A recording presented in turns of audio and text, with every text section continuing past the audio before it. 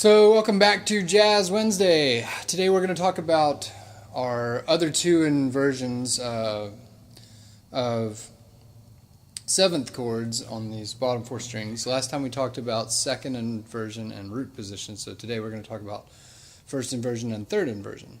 Still going to be working in the key of G major, so we're going to use an A minor 7, a D dominant 7, and a G major 7. So here they are, starting with the first inversion, third inversion, first inversion. Looks like this.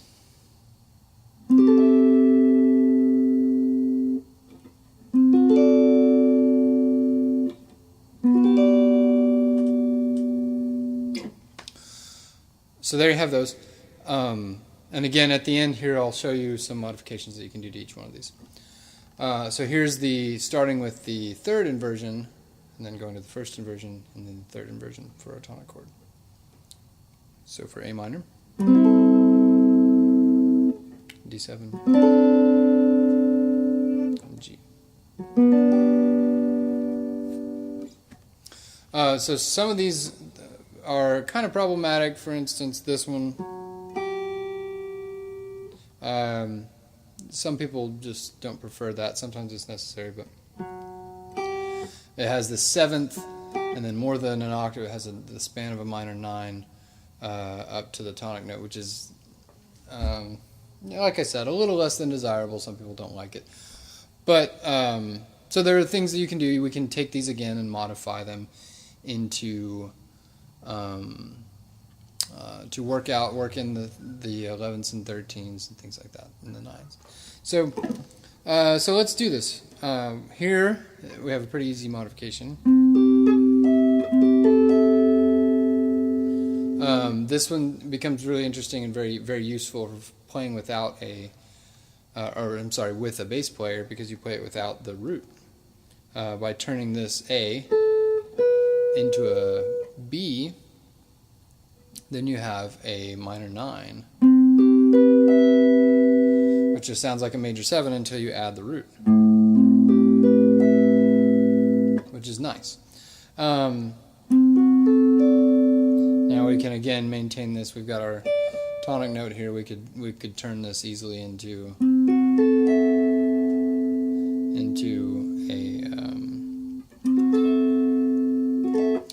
a 9 there.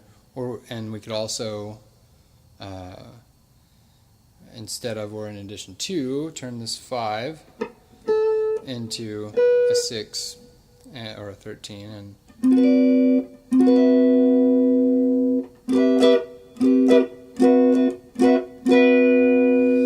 then for this last one, a lot of players will take this root and turn it into a 9.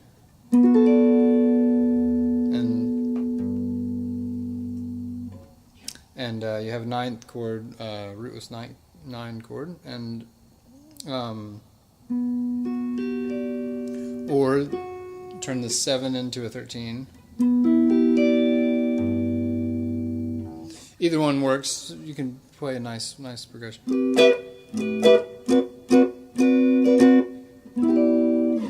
So any of that works. Play around with that. A couple options on this lower progression. One of my favorite ways to play this